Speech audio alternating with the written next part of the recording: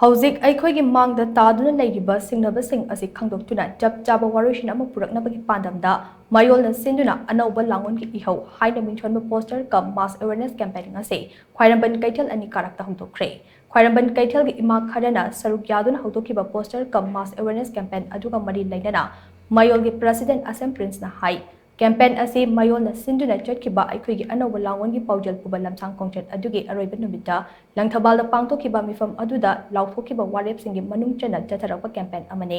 campaign asi mapung oina leibak khunai amadi leibak khunai amada lingadaba lengaklon ado mating leiba lengaklon amo oifam thoi haiba wafam aduda yumfam oiraga politics ta hana meeting changbadi mating leiba lengaklon ado puraknaba honabada mikhalda senja thumja tawdaba amadi matik chabam yut khanba muscle power amadi money power na miyam namatlaga thambagi thawong chathadana chapchaba democratic right sizinaduna afaba luching purel kaya ama puthokpa mathok tai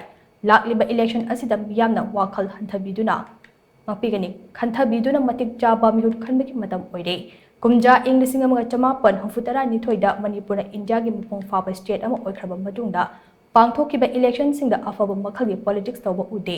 masina maram oiraga campaign asina lakliba election asida miyamna wakhal munna khanthabiraga afaba makhagi politics tawduna furup amade khunai kansi haibagi pawjung pire Houjik eikhoi mangda taduna leiriba shingnaba sing ase thengnanabagi damakta chapchaba lengaklon ama thamnaba eikhoi puna honaminasi hainaso pangna makha takhe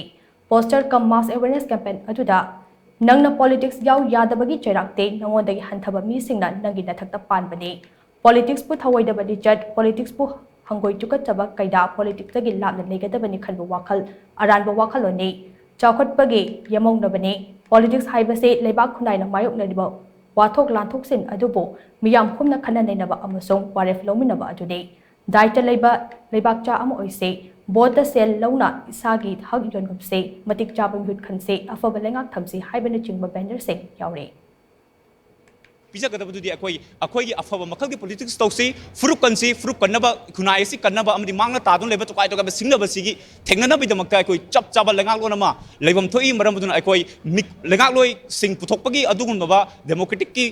चना कांगलोन दा लेरिबा democratic nation अमदा election हाइबसनी अदु मिखल हाइबसे मिखल असिदा अखोइना तोखाय तो तौरोइदबा तहोइदबा कया अमा तौबसे मसि तोकलसी अखोई vote सेंदा सुंदा तौरोइसी बोट से लौरगुमसे अखोइगी डेमोक्रेटिक राइट तो मपुंग फन एक्सरसाइज तौसी हाइबा वफमसे मसीदा युमफम ओइरकान ngasi campaign se sataba hojare